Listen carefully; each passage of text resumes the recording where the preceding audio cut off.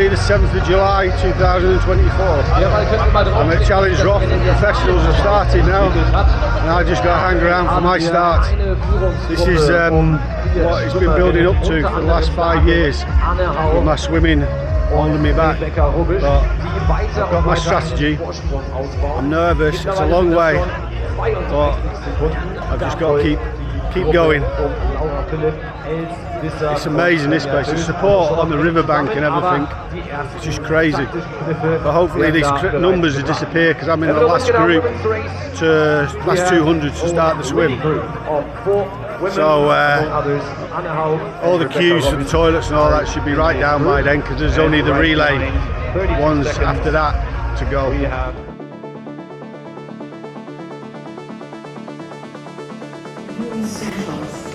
Und so segne ich dich mit Gottes spürbarer Gegenwart, seiner Kraft und seinem Frieden. Amen. Jetzt Startschuss dann los. Wir freuen uns auf einen großen Moment und der ist in gut 20 Minuten entfernt.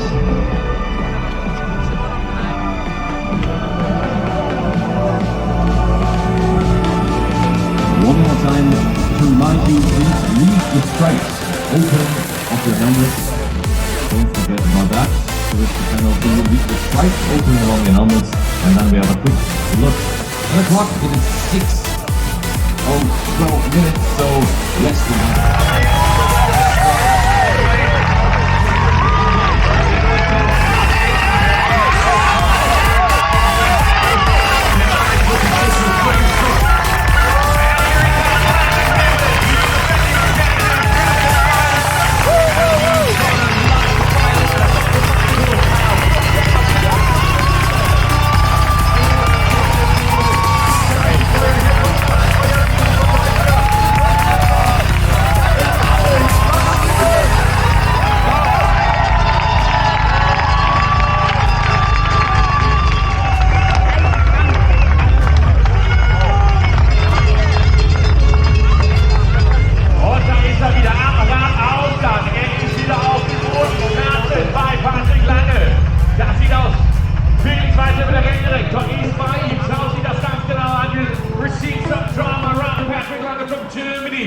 In absolute agony, down on the floor at the white exits. Dramatic pictures in the men's pro field right here at Lords.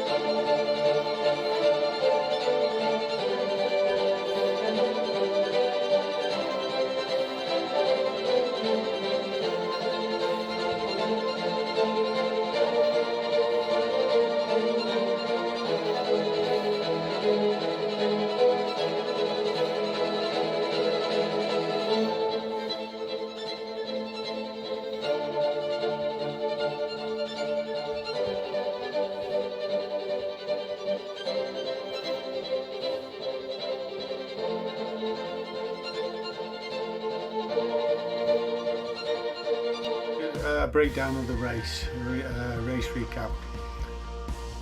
It started with the swim, and 200 of us, the last wave. It was like being in a boxing ring. I got one hell of a smack in the head, and it was just bodies everywhere. So for the first 650 metres at least, I was just like, I want to get out, I want to get out. And then I just kept going, and before I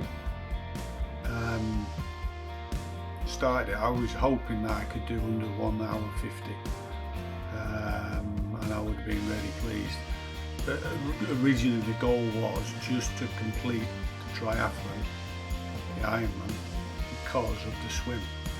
So I managed to get out the water, and I was a bit shocked to see it was 2 hours and 9 minutes. I was just zigzagging all over the place. I just really struggled, but I did it, and that was the most important thing. But either getting into the water or getting out, I cut my feet to bits, and that was obviously, I could feel it cycling, and then I could definitely feel them running. I didn't know how bad they were till I'd finished and could hardly walk on them. So having completed the swim and not be DQ'd from my time or anything like that, I was feeling really pleased and all that, and I got on the bike, and yeah, I was going fine. I was just averaging 19, 20, and I thought, well, miles per hour, I have to slow down a little bit here. And I got to about the 13-mile point, and the photo on the screen now is a good photo of what it looked like when I went to go around the left-hand bend. My crank arm and front chainring had sheared, but we didn't know it was sheared at the time. We just thought it had come undone. A policeman phoned through to see where the nearest mechanics were, and he said it was about 3-4k up the road. So I was very lucky there. So I had to walk, carrying my crank arm and my chain ring, and I had to walk the 3k's to the mechanic. So I just thought, oh yeah, he just needs to tighten it up, etc. But as the more he looked, and he realised that it actually sheared off the bolt that holds the crank arm in place. So he was shaking his head and everything, thinking, can't do this, can't fix. And then suddenly he had a brainwave, and then he went to the back of his van, pulled out his own mountain bike and took off the bolt from that, fitted it, and it actually fitted mine, which then meant my race wasn't finished. I lost a lot of time. So then I got on it, but I don't know if it was trying to run walk with the bike and all that, but my back was actually killing me. By the halfway on the bike route, I was going to the second lap, and I was really struggling. I couldn't get down into the bars properly. I was having to stand up a lot, and yeah, it was just so uncomfortable. But because of how slow I was in the swim, I had my swim and bike, there's a cut-off time of 9 hours 10 minutes, and because of the mechanical, then I was fighting. I knew I had to be back by 5:30, and it was just, especially when I was in the real big hills and all that, really struggling climbing and all that, it was just, the whole day was just stressing about cut-off times. So yeah, I was very lucky that he could fix it and it wasn't the end of my race, but yeah, it was just very slow, and as I say, I lost a lot of time. So yeah, it was disappointing, didn't do myself justice again. So the run, which considering in October I did 3 hours 22 for a marathon in Chicago. In Boston, which is very hilly, I did 3 hours 35 in April, and I couldn't run for 2 weeks before because of my back and sciatica. I actually thought, well, anything between 4 hours and 4 hours 20, I would think, using a run walk, 9 minutes run, 1 minute walk, and that's what I was planning on. But as soon as I started running, oh, my back, it was right across my lower back, and about, if you put a band around the waist, which is about 3 inches high, right around that back, right to your side, it was just pain, so much pain. And yeah, I've got plastic discs in there and all that, but this is never, something happened on the bike to trigger it, but I have never been in that much pain trying to do anything. And I was down along the canal running, and I just couldn't, the pain was so bad. So I was brisk walking, and I was looking at the time again, it was all about cut off time, and it was just so painful, but I had to start trying to jog again. And you can see from my splits there, I can run 7:45 per mile for a marathon, and then you look at those times, that has nothing to do. I even made sure when I was going into the race that I'd slow my bike down so it didn't affect me running. And for the week after, it took me till the Friday evening before my back stopped hurting. It was horrendous all week, but my legs didn't hurt at all week. No muscle pain, no nothing. So obviously I was well within my ability, and that's the most frustrating part about it. It's just that, you know, and it didn't help having all those cuts on my feet as well. But it was just very, very frustrating to do 5 hours 29 for a marathon. It's quite, I find it quite embarrassing actually.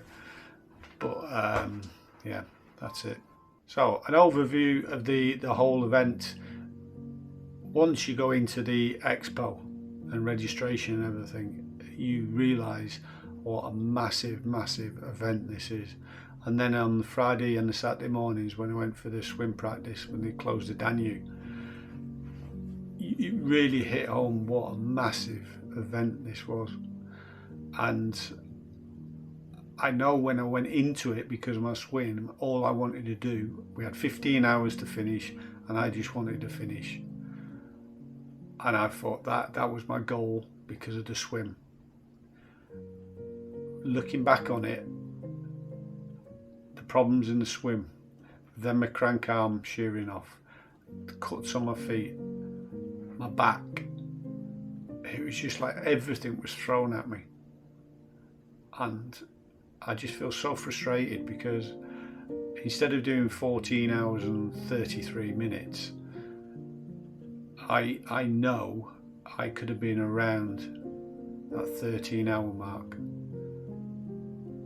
Because when you look at my marathon time and then you look at how much time I lost on the bike, and if I hadn't struggled for those first 650 metres, as I say, my legs did not bother me all week.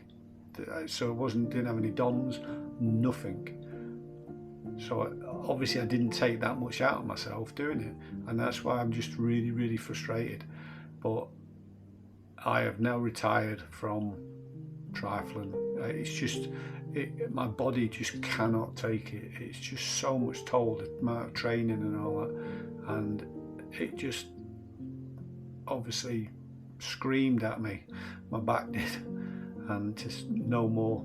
And so yeah, I've got the Berlin Marathon, I've got Tokyo Marathon, and I got the London Marathon, which then will be my 6 stars, and then endurances, and then I have to reassess what I'm doing.